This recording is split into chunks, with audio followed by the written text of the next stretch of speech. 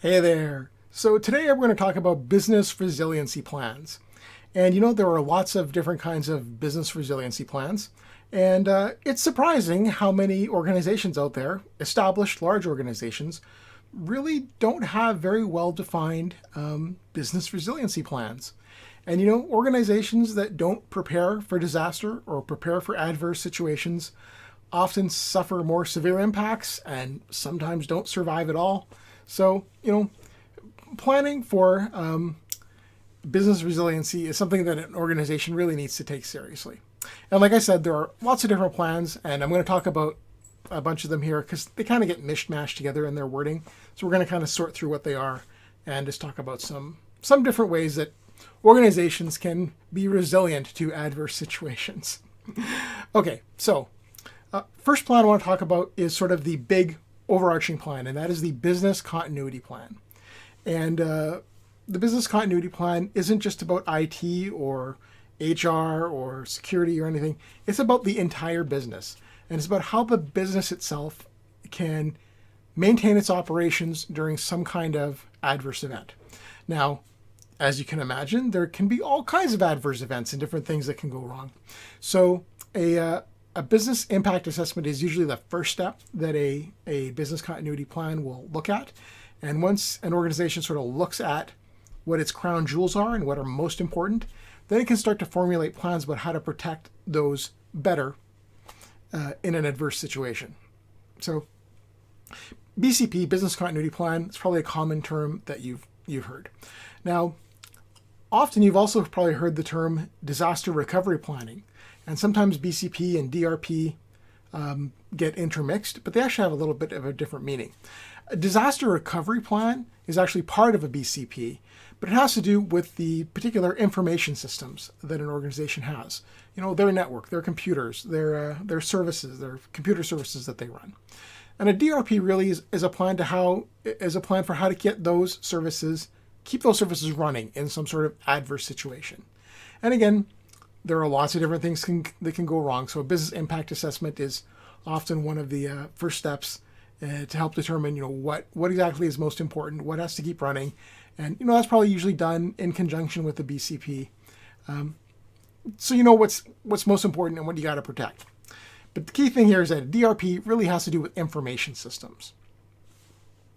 Another term you've probably heard tossed around is continuity of operations plans. And these co-op plans, continuity of operations plans, they're more focused really about facilities and locations, right? And that's what we're going to hear under continuity of operations about warm site, cold site, hot site. Depending on the level of resiliency that an organization needs, they might want to pay for a hot site, which is essentially a failover location, right? An alternate location that can take over in an instant. Hot site. Cold site is the opposite of that. It's usually just an empty space with probably power and network connections, and it's just they're available if it's needed. Cheap probably to maintain, but without equipment and all the stuff happening there, if an organization had to move to that cold site, it could take a while to bring that site up to speed.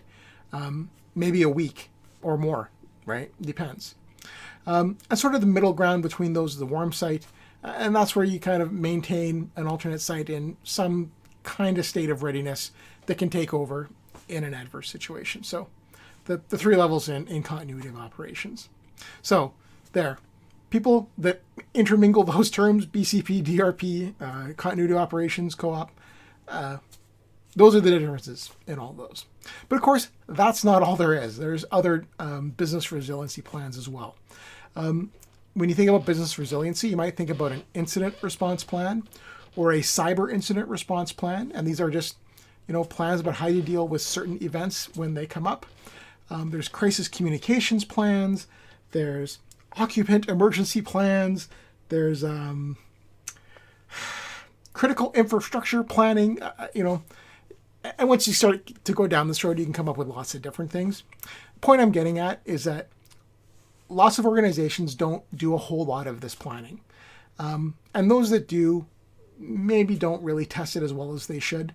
A lot of times they kind of do maybe a tabletop exercise where they walk through it, or they do a failover of one system to see how things work, and that can be okay because imagine failing over your data center from one side to another side, right? That could be kind of disruptive. Probably don't want to do that, but you should know that you can and have the steps laid out to do it if you need to, right? And like I said at the beginning of the video, there's a lot of organizations that really don't take their business continuity planning seriously.